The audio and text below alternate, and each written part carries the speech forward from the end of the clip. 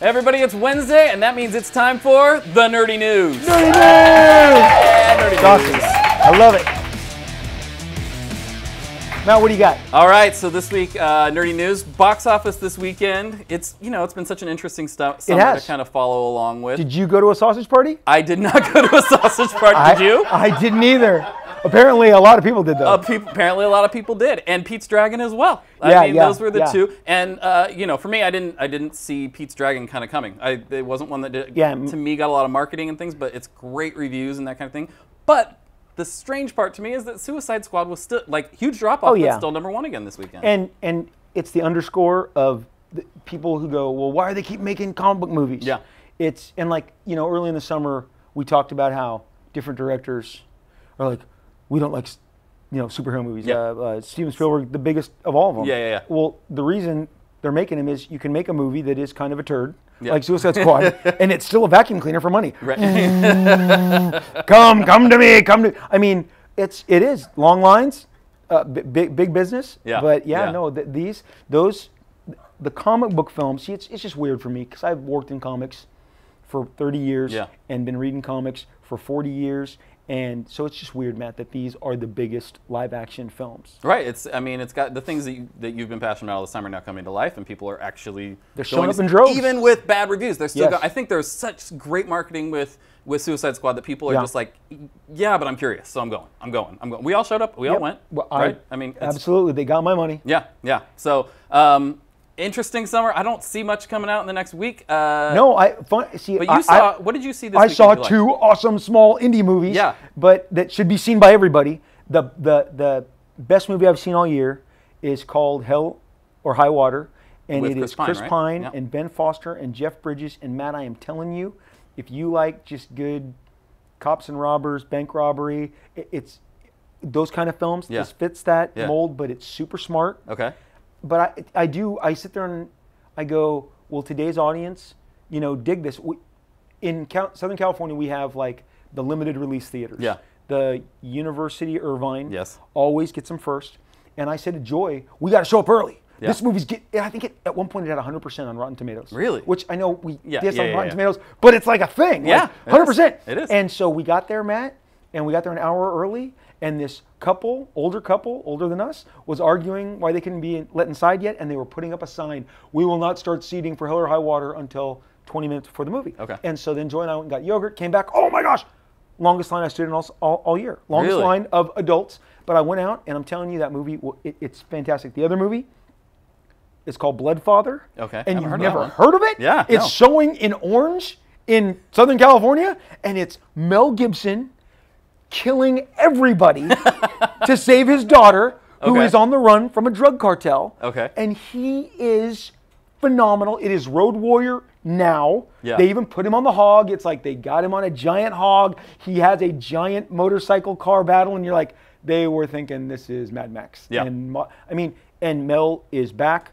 I know the movie, the people who've seen it have really liked it, but I saw no ads for it. No, I haven't heard of it. I just saw on Twitter, are you ready for Mel Gibson's return? Yes, I am. Click, when can I see it? Click, buy ticket. Click, go to theater. And, I was love that it's that easy. I was in there. Matt, dude, Mel Gibson, Bloodfather. What a weird name. I know. Bloodfather.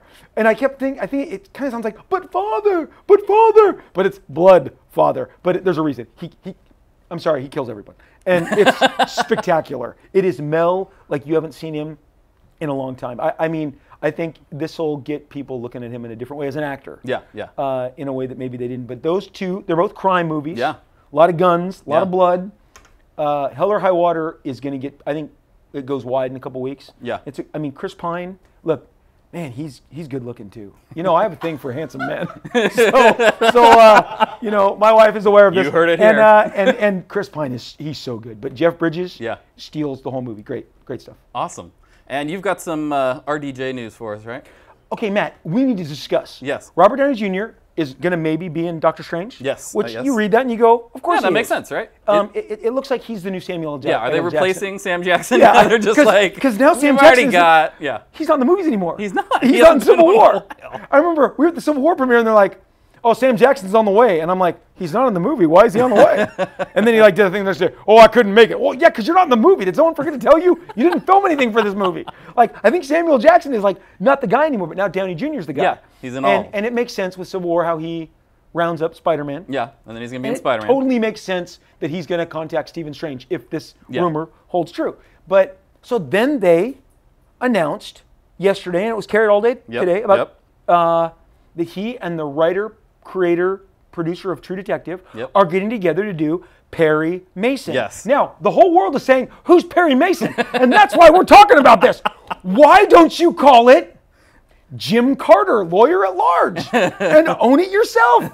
Why? Okay, this summer, Tarzan failed. Yep. Recently, John Carter failed. Ghostbusters failed. We loved it. Yeah. But at the end of the day, the track meet says you didn't medal. You didn't make the medal round. Okay. Like it's a harsh world. But that's the reality. I love but why are you calling it Perry Mason is in black and white. Right. I know Perry Mason because my grandparents, who are dead, watched Perry Mason. I have never seen Perry Mason. Why are you making it Perry Mason? Is it Robert Downey Jr. like, my favorite show as a kid was Perry Mason, and I have to make Perry Mason. HBO, it has to be called Perry Mason. Why?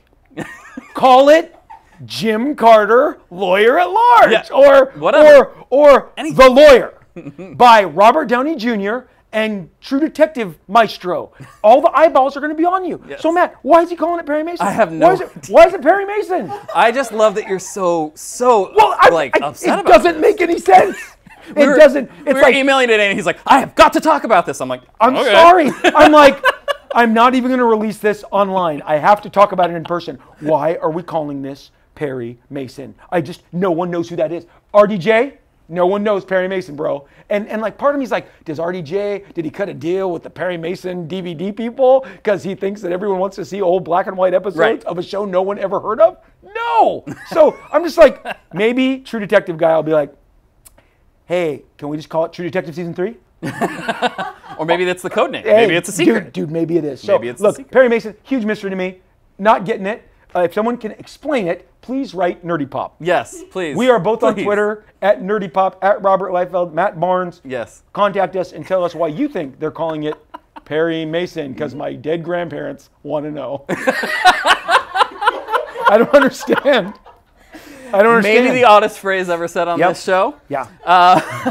One thing we wanted to share with during Nerdy News tonight is we're changing the format of Nerdy Pop a little bit. We want to give you a little bit of an update on that. You've noticed that today you're getting the Nerdy News, and we're breaking it up because we've noticed and we've heard from you guys that you love the content, but you need it in bite-sized chunks to make it a little easy for you to digest. So every Wednesday you're going to get the Nerdy News and also Uncle Rob's Comic Corner, which we'll be getting to later. And on Thursdays you'll be getting the show, which will be our topic of the week. Fridays you'll get Toy of the Week, our normal segment. Mondays will be Social Media Mondays for social media giveaways. And then on Tuesdays we'll be doing some of the fun, goofy, nerdy things that we love to do, like Matt and Rob Save Hollywood and Deathmatch and the stuff. My middle name is Bite Size Chunk.